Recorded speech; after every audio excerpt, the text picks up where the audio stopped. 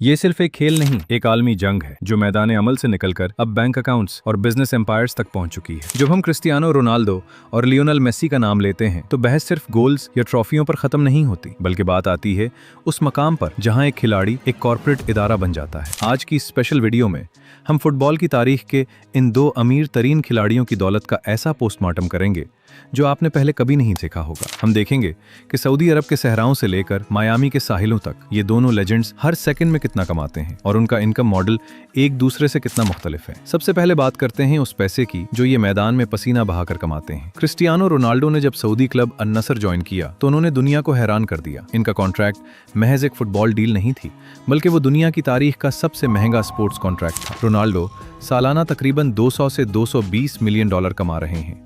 लेकिन यहाँ एक टेक्निकल पॉइंट है, इस रकम में उनकी सिर्फ तनख्वाह शामिल नहीं, बल्कि उनके इमेज राइट्स और कमर्शियल डील्स का बड़ा हिस्सा भी इसी पैकेज में शामिल है। यानी रोनाल्डो जहाँ खड़े होते हैं वहाँ पैसा खुद चल कर आता है। अब जरा लियोनेल मेसी के मॉडल को देखें। मेसी का अमेरिका के क्लब इंटर मायामी के साथ मुआहदा बहुत ही स्मार्ट तरीके से डिजाइन किया गया है। इनकी बुनियादी तनख्वाह रोनाल्डो से कम है, यानी तकरीबन 50 से 60 मिलियन डॉलर, लेकिन उनका असल जादू रेवेन्यू शेयरिंग में छुपा है। मेसी को एप्पल टीवी के स्ट्रीमिंग सब्सक्रिप्शंस में से हिस्सा मिलता है और क्लब की आमदनी में भी उनका परसेंटेज है। इसका मतलब है कि मेसी सिर्फ एक खिलाड़ी नहीं, बल्कि वो लीग के एक पार्टनर की तरह कमा रहे हैं। अगर हम तमाम बोनसेस मिला लें तो उनकी फुटबॉल से होने वाली कल आमदनी सालाना 120 से 150 मिलियन डॉलर तक पहुंच जाती है। अब रुख करते हैं इस दुनिया का जहां ये दोनों ब्रांड्स के बादशाह हैं। स्पॉन्सरशिप्स, यहाँ मुकाबला बहुत ही दिलचस्प है। रोनाल्डो की नाइकी के साथ लाइफ टाइम डील है जिसकी मालियत 1 बिलियन डॉलर से ज्यादा है। इसके अलावा वो अरमानी, टैग हॉयर और हर्बा लाइफ जैसे ब्रांड्स के चेहरे हैं। रोनाल्डो की मार्केटिंग वैल्यू इनके परफेक्ट फिजिक और विनिंग माइंडसेट के गिर्द घूमती है, जिसकी वजह से वो हर उस ब्रांड के लिए पहली पसंद है जो ताकत और कामयाबी दिखाना चाहता है। मेसी का जवाब अदिदास की सूरत में आता है। इनकी भी अदिदास के साथ लाइफ टाइम डील है, लेकिन उनका अंदाज थोड़ा मुख्तलिफ है। मेसी लुई विटॉन, पेप्सी और बडवाइजर जैसे ब्रांड्स के साथ जुड़े हुए हैं। मेसी की ब्रांडिंग उनकी नेचुरल टैलेंट और फैमिली मैन इमेज पर मबनी है। हाल ही में जब लुई विटॉन ने मेसी और रोनाल्डो की शतरंज वाली तस्वीर जारी की तो उसने इंटरनेट के तमाम रिकॉर्ड तोड़ दिए। ये तस्वीर सिर्फ एक इश्तिहार नहीं थी, बल्कि ये उन दोनों की आलमी ब्रांड वैल्यू का सबूत था। आइए अब इस शोबे की बात करते हैं जहां रोनाल्डो का कोई मुकाबला नहीं, सोशल मीडिया और digital real estate. Ronaldo Instagram पर दुनिया के सबसे ज्यादा फॉलो किए जाने वाले इंसान हैं। इनका एक एक फॉलोवर उनके लिए सोने की कान है। एक रिपोर्ट के मुताबिक रोनाल्डो अपनी एक पेड पोस्ट के लिए 3 मिलियन डॉलर से ज्यादा वसूल करते हैं। यानी अगर वो एक तस्वीर पोस्ट करें तो वो इतनी रकम कमा लेते हैं जो कई टॉप एथलीट्स साल भर में नहीं कमा पाते। मेसी भी इंस्टाग्राम पर बहुत ताकतवर हैं, खासतौर पर वर्ल्ड कप जीतने के बाद उनकी एंगेजमेंट में बेपनाह इजाफा हुआ है। उनकी एक पोस्ट की कीमत भी 2.5 मिलियन डॉलर के करीब है। लेकिन रोनाल्डो का डिजिटल फुटप्रिंट बहुत ज्यादा वसी है। रोनाल्डो ने अपने सोशल मीडिया को एक ऐसी मशीन बना दिया है जो 24 घंटे उनके लिए रेवेन्यू जनरेट करती है। ये दोनों खिलाड़ी अब सिर्फ फुटबॉल पर इन्हिसार नहीं करते, उन्होंने अपना पैसा ऐसी जगहों पर लगाया है जहां से वापसी की जमानत है। बात करते हैं बिजनेस पोर्टफोलियो की। रोनाल्डो ने CR7 के नाम से एक पूरा तर्ज जिंदगी लाइफस्टाइल ब्रांड खड़ा कर दिया है। उनके अपने होटल्स हैं, पिस्ताना CR7,